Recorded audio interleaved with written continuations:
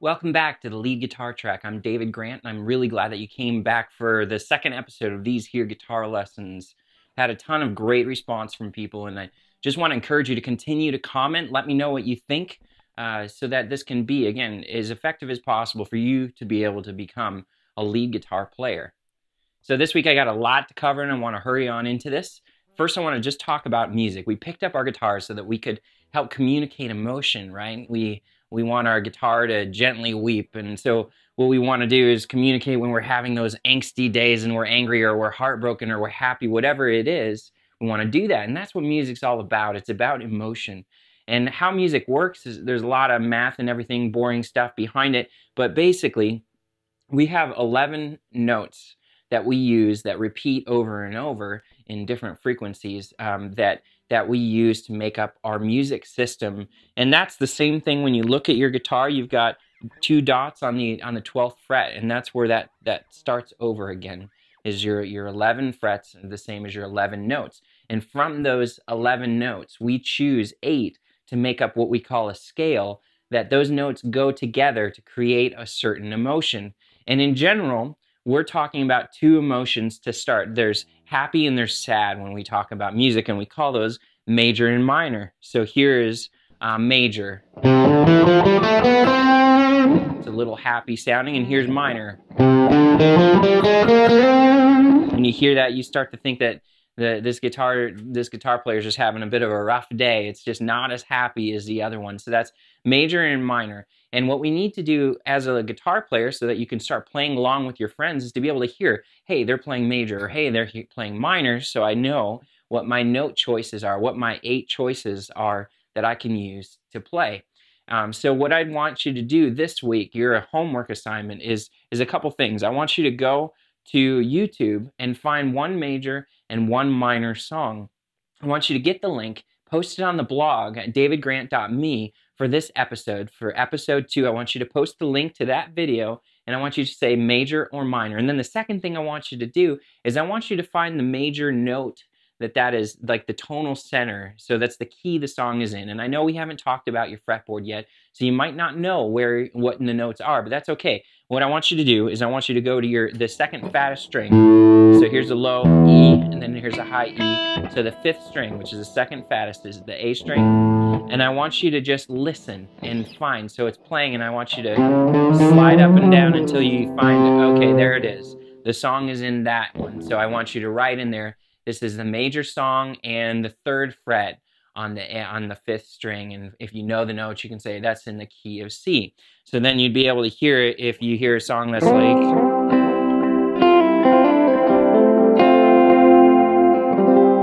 and you say, okay, well, I hear it sounded kind of happy, and I'm gonna, okay, it's the 3rd fret on the 5th string. So that's what I want you to do, and the same thing for a minor.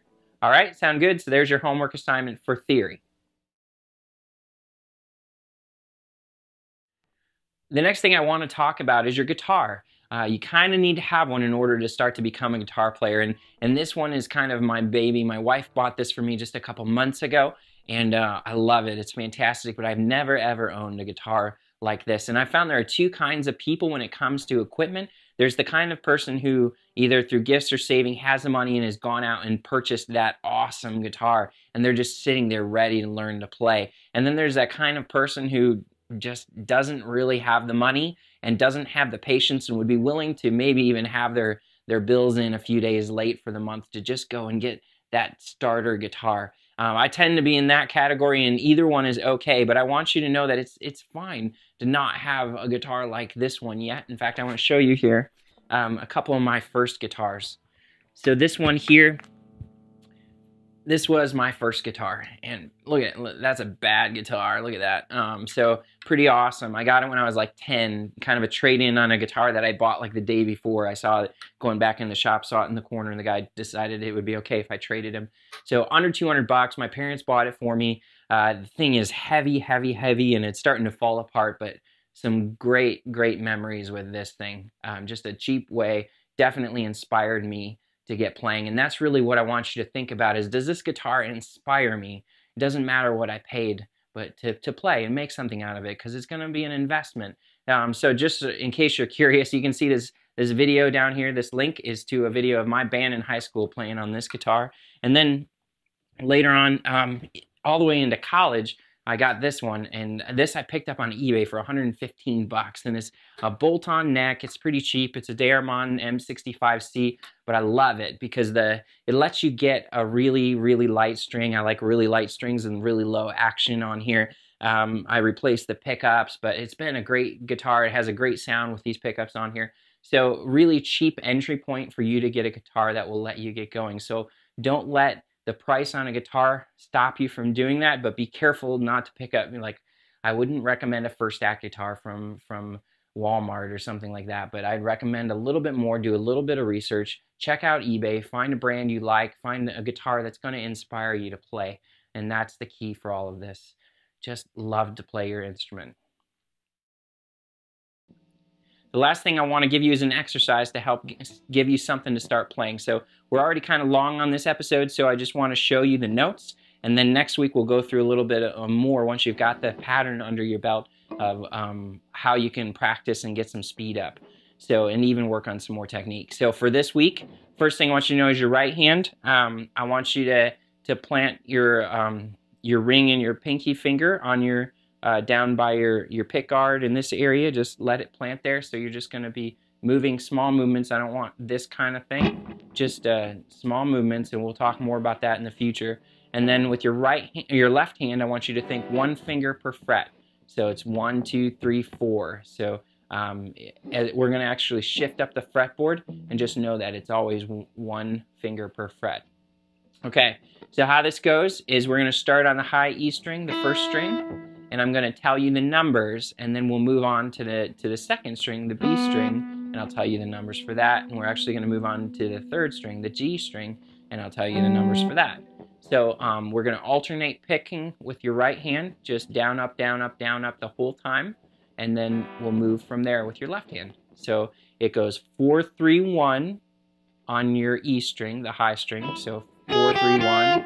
Okay. 4, 3, 1, and then 4, 2, 1 on your B string on the second one. So 4, 3, 1, 4, 2, 1. Okay? 4, 3, 1, 4, 2, 1. Okay? It's getting tricky and changing things up a little bit, so it's going to take some work. And then we're going to move on to the G string, the third string, and you're just going to go 3, 1. So 4, 3, 1, 4, 2, 1, 3, 1. Okay? That's down. Now we're going to go back up right from the bottom. So we're not going to repeat the last note. We'll just build our way back up. So it'll go 4, 3, 1, 4, 2, 1, 3, 1, 3, 1, 2, 4, 1, 3, 4. Okay? We're not quite done, but almost there. So. Okay. Sound good? So 4, 3, 1, 4, 2, 1, 3, 1, 3, 1, 2, 4, 1, 3, 4. Then we're going to shift up a fret. But in order to do that, what I want you to do, and this will help getting you used to sliding up and down your fretboard, is on your G string, on the third string, I want you to take your pointer when you get to that high 4 and go up one fret, and then we'll shift and go.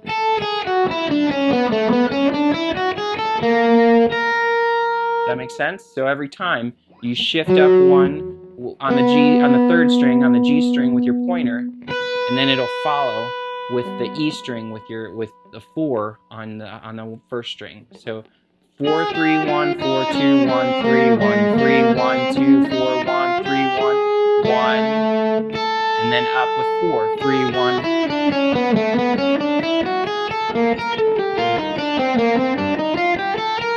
Does that make sense? Okay, so learn that for this week. Start to get it so it's steady.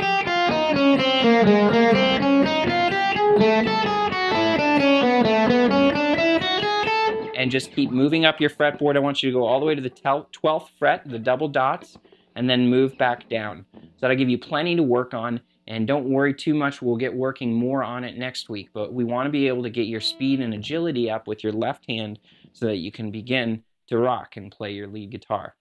So that should be it for this week. Stay tuned next week. We'll keep working on that. We'll talk more about some ear training and take you on from just learning major and minor and hearing it songs to what you do next. So we'll see you next week.